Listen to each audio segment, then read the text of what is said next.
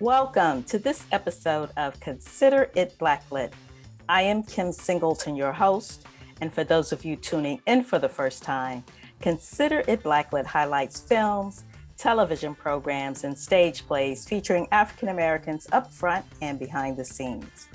We also discuss social issues as it relates to some of these programs and how they may or may not impact our communities. So thank you for tuning in, and we hope you continue to tune in each week. Today, it is my pleasure to talk about a film that I recently watched on Amazon Prime. It's called HAL King. It is a musical with a mostly Black cast, and it is fantastic. Let's take a look at the trailer.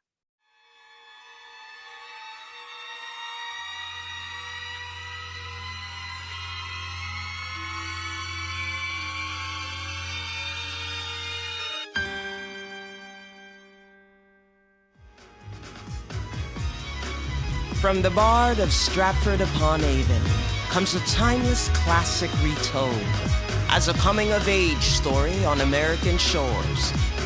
King Henry IV, as you never seen him before, set to the tune of an R&B opera, incorporating the sounds and styles of African-American culture within a classical structure. Experience the celebration, the romance, the drama, and the passion that is HAL King.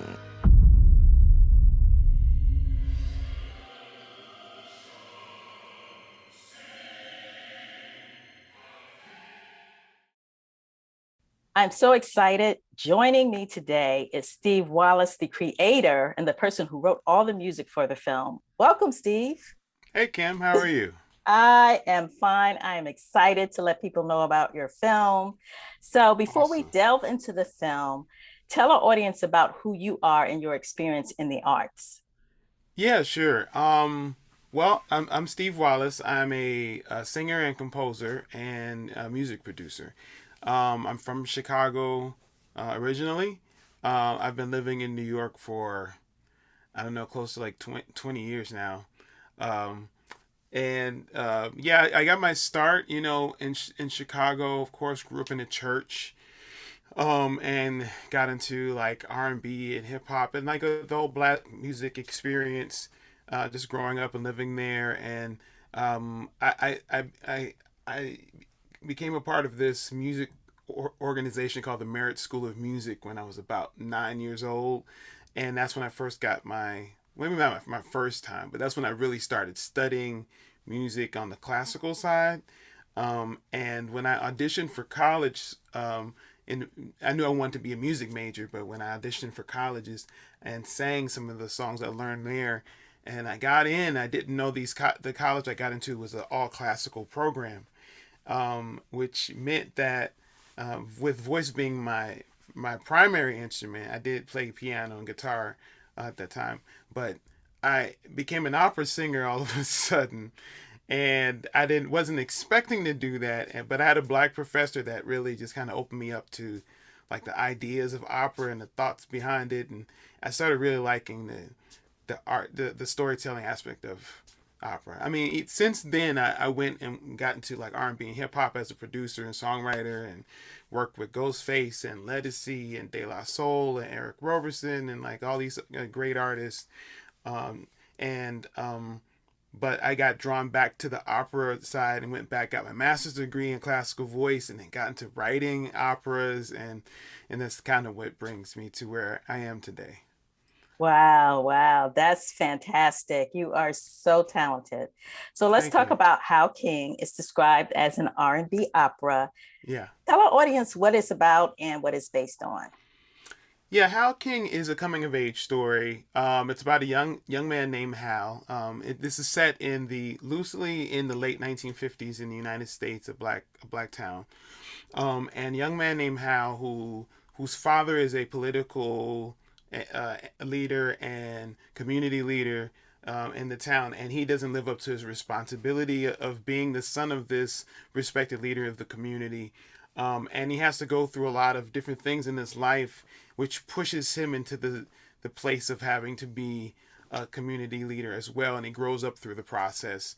In the midst of that, he initially meets this young lady who he doesn't see eye to eye with, but later on, when he has grown and stepped into himself as a young man, and living to his responsibilities, they begin to see eye to eye, and they fall in love with each other, and that's the essence of it. The actual origins of this story trajectory comes from Shakespeare.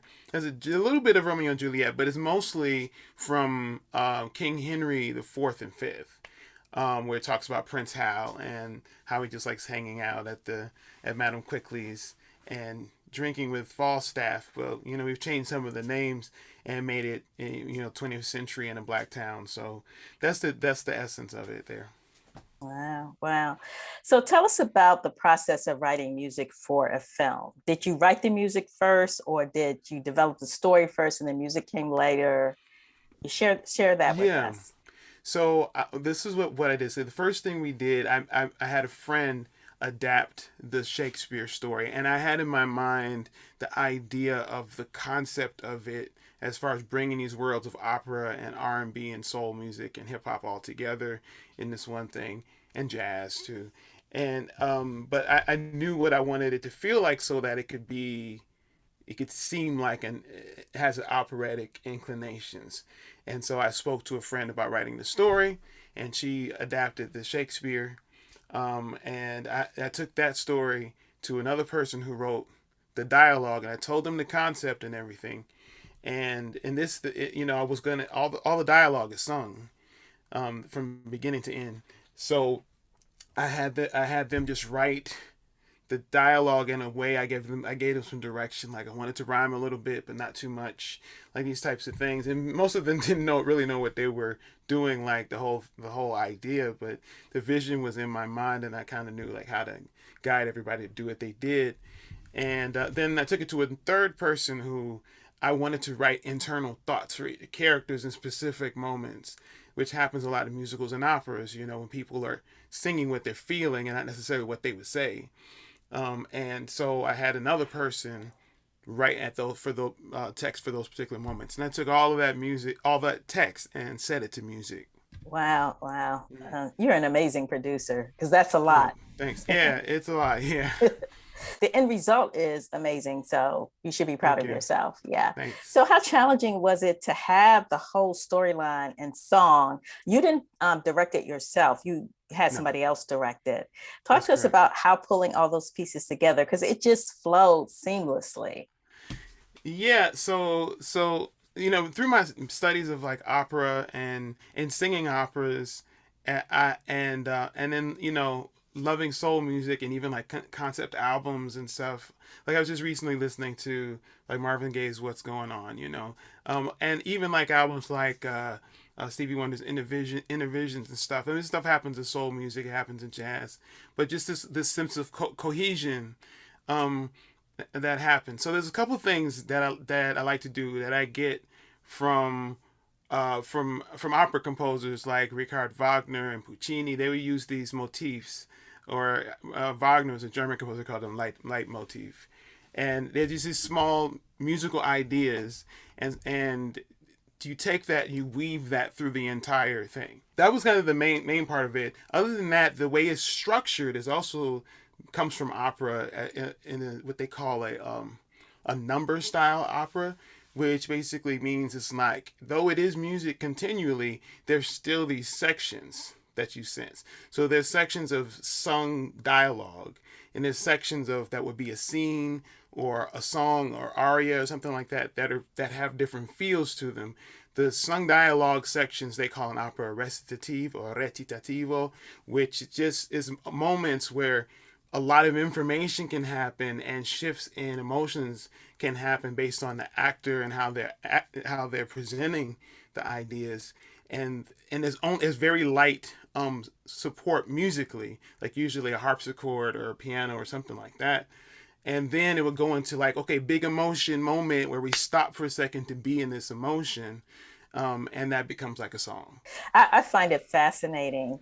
Let me ask you this: how long Hmm. did it take from you actually starting the process of writing this musical till you were ready, till the script and the music was ready to shoot? I would say all of it took about 7 years, but um, there was a lot of other things that happened in between. So there was probably a year or so of getting like all the text together, and then I started writing about half of it, and the music, half of the music. So that that probably took about a year, and then I was shopping it around to different people to see what kind of interest I could find, and somebody that could like partner with me as far as like supporting the budget and so forth. And then I took a pause in there because I went to grad school, and I didn't write for a while, but I had the whole script and all the text was done.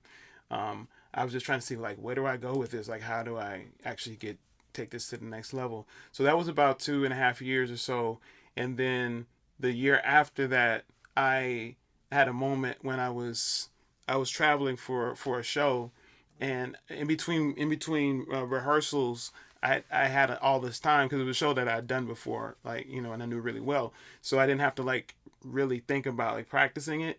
So in my off time, I just finished writing the whole thing just in case somebody came up and was like, "Hey, let's do this," um, and that so from there to when we actually started shooting was about another 2 years. So it was raising funds at that point. It was then finding a director, then raising the funds, and then casting. Wow. So Mm-hmm. that's interesting. So as an independent filmmaker, how hard was it for you to raise funds for this? Because it was a lot of moving Mm, pieces. yeah. It's very good quality. I mean, it looks Thank you. expensive. So, talk to us without going into a lot of detail, but how did you Yeah, raise yeah, funds for this project?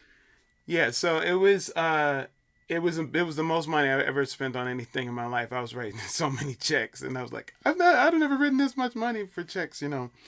But raising money was very difficult, because I had never done it before, and I didn't really have relationships with the people that usually invest in things like this, at the time.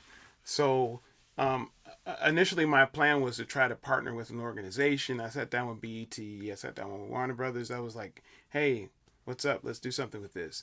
But nothing of that kind worked out. And so I just decided to start talking to my professors from grad school and like my family members and friends, and that's how we got the core of the budget. And we shot we shot like 50% of the film, and we're able to show people like, look, this is what it looks like, this is what we're doing, we want to finish. And then some people doubled up, and gave us more. And a lot of it was me and my wife, investing our own money and our own resources. And also, like, we got to a point halfway through where we didn't have enough money to finish it, and then my wife came in. Shout out to Robbie Wallace. She came in and she was like, "Let's do this. We're in halfway. We got to make it happen." So she came up with these brilliant ideas to make everything, to finish it all. So, and Kudos then to the yeah, wife. Yeah, yeah, because yeah, you got yeah, it done and it's on Amazon yes, Prime. that's So, right, that's you right. know, kudos to you. So let's talk about some of the pieces. Like I just loved Hmm. everything about this film, and I particularly liked the choreography, especially the scene within the cafe. It had that Harlem Renaissance feel. Yeah, Who was your yeah. choreographer, and tell us about that process? Yeah, the choreographer is Diane McIntyre. Diane McIntyre has worked with, I mean, done a ton of stuff. Her resume is extensive. She lives in Cleveland, though she's back and forth to New York, because she's still working. I don't know how she's been working for years, in the industry, in film and stage. So when some of the co-producers on the film are from Cleveland. The director's also from Cleveland, Myron Davis. And the reason why Cleveland came up so much is because we got an initial grant support from the state of Ohio to shoot in Cleveland. And so, because we were shooting in Cleveland, the director had a relationship with Diane McIntyre. Also, some family friends of mine had a relationship with Diane McIntyre. So I was like, oh, this sounds like it's just God, like we just need to just lock that in. And she heard the music and she was like, oh, this is great. I love this.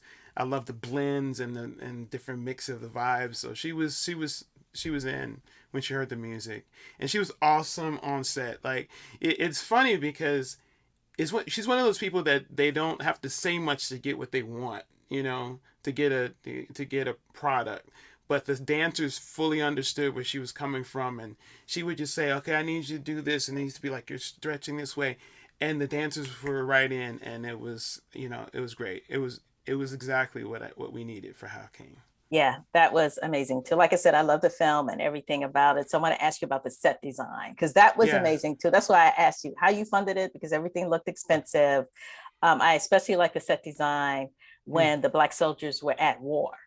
They were Yeah. way in the Yeah. woods, and it was believable. It wasn't cheesy. It was Mhm. like, okay, they Mhm. are away at war. So talk to us a little bit about the set design and how you pull things together for the look.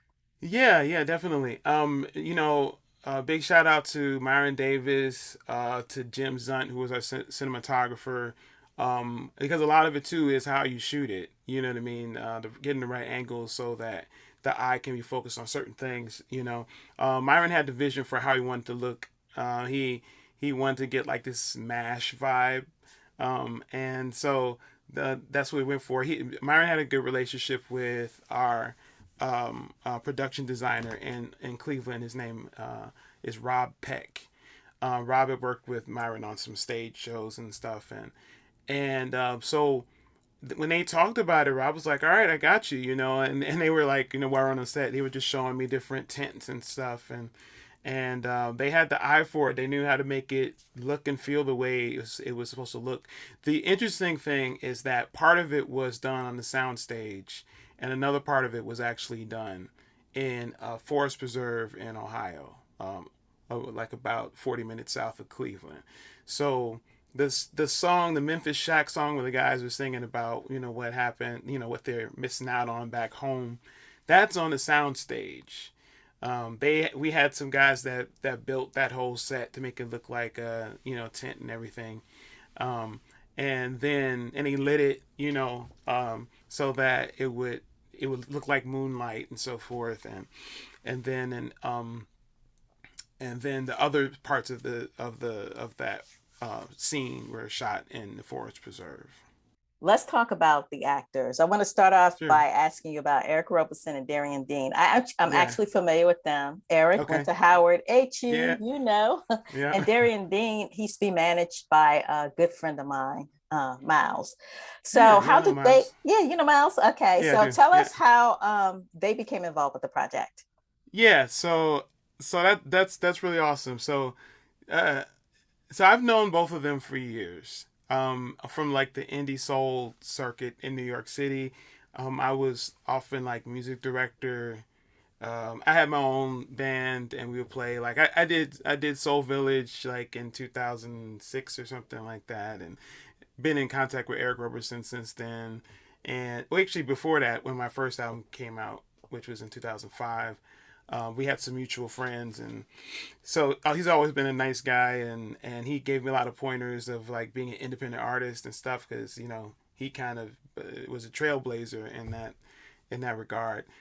Darian, we had mutual friends, that just on the scene, we were kind of coming up at the same time, and I've played for him his gigs a couple times on keys, and we've collaborated before. And so just in the midst of all the interaction and collaborations, when I first started writing Hal King, and I would sing all the demos myself.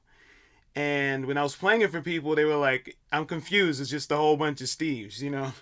And so they were like, so I just thought it's gonna be better if you hear different voices so you can get the idea of what's happening. This is before there was anything that was filmed. It was just the music.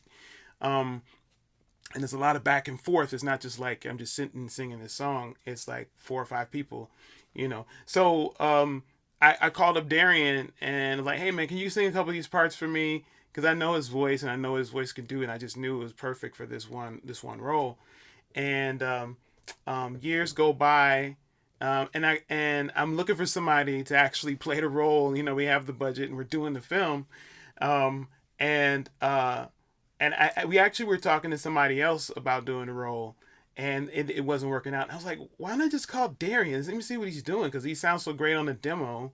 I called him up. He was touring at the time, and he said, "But I said, will you be back in July?" Whatever it was, he was like, yeah, I'll be back for a couple weeks. I was like, I just need you for like a week for this one thing. And he was like, all right, cool. So that's how he got involved, and he did a fantastic job. And with Eric, the first half of the film, the first part of the film schedule had already been filmed, and we were still trying to raise money for the second part. And in the midst of doing that, I shared what we had with Eric, and he was like, "Oh, this is really cool. Let me know how this goes. I would love to just hear more about it or whatever. If you're doing anything else." I was like, "Okay."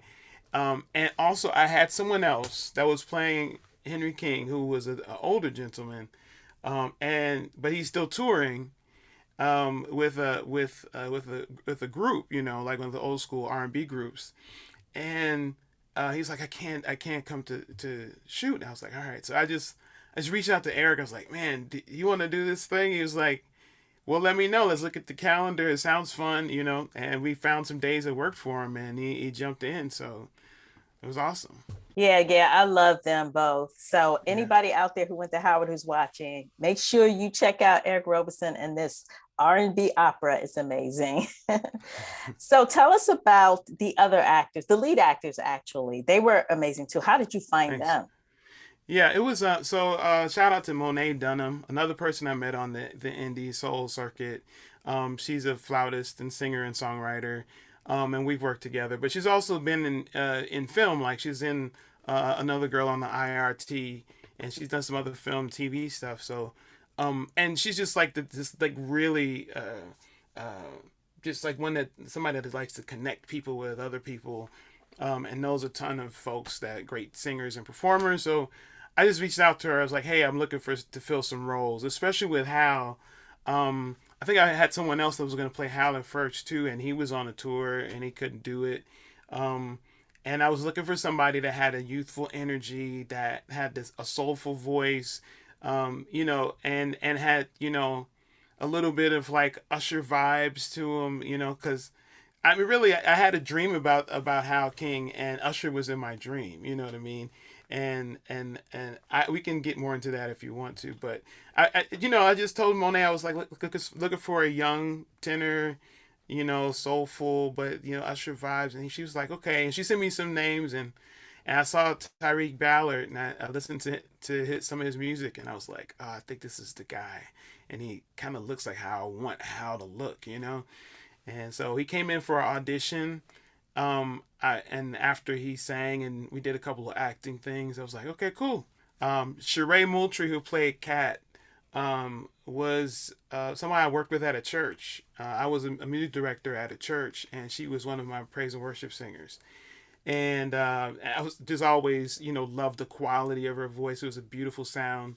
And when we were shooting this, and again, I think I had somebody else in the role that was not getting back to me, and I was like, okay, I got to move on. So I just like, and it was I just like called up Sheree. I was like, hey, because I know she did musical theater too. Like she does, you know, she has a lot of shows. She's done Dream Girls and a bunch of other things, you know. So I'm like, hey, would you be interested? Could you do this? Are you free? And she was like, yeah, sure, whatever you need. So I want to hear about your Usher dream. I mean, you brought it up, so now you got to Yeah. spill the beans. When I was living in Brooklyn, I had this dream one day that Usher was running through a battlefield, and he had a Shakespearean like poet shirt on, and jeans and Timberlands on. And I woke up and I saw him clearly, everything that was happening, and I woke up and I was like, oh man, it was like I didn't like, what does that mean? But then I fully understood what it meant, and that's when I decided I had to start writing what became Hal King, you know. I wanted to find a way to blend those worlds together, like the Timberlands and jeans with the poet shirt, you know, the European poet shirt, and I just knew all the elements that had to be in it from that point, you know. Wow. Shout out to Usher for giving you inspiration. Yeah, I yeah, knew I liked definitely. him for some reason. He still hasn't called me back. I reached out to him to play HAL. He was like the first person I reached out to, but he didn't reach Don't out to worry, me. he's gonna be calling you soon about something else. Which Yeah, leads that's all me good. to what's next for Steve Wallace. You have so much talent. I can't wait Thank to you. hear about things that you're doing in the future. So, is there Yeah. anything you could share with me in the audience? Yeah, definitely. So I'm always putting out music. I have a lot of independent albums out, about 15 or so actually. And you know, I put so just recently I released an album on May 31st. That is a modern adaptation of a German classical music song cycle called Dichterliebe, but it has like R&B and hip hop vibes to it. So it's got like beats and stuff, but I'm still singing it as an opera singer. And so it's a cool little mashup there. That came out on the 31st, and I'm working on a short film to go along with that, which should hopefully well to be done this summer and hopefully ready to share with the public by the end of this summer. So we're getting close to signing off. Let our audience know how they can follow you on social media, how they can keep up to date with what you're doing, and get Yeah, notices about your upcoming shows. definitely. Well, first things first, my website, stevewallacemusic.com. You can go there and check it out periodically. I post whatever the newest thing is I'm putting out or whatever. And you can check out my other content that's already happened. You can also follow me on Instagram, Steve W Studio One, and I update that daily probably. Facebook also, Steve Wallace Music. I also have my personal page on Facebook. You can just search Steve Wallace; it'll come up. Those are probably the best ways to follow me, and that's what I do regularly. Okay, great, great.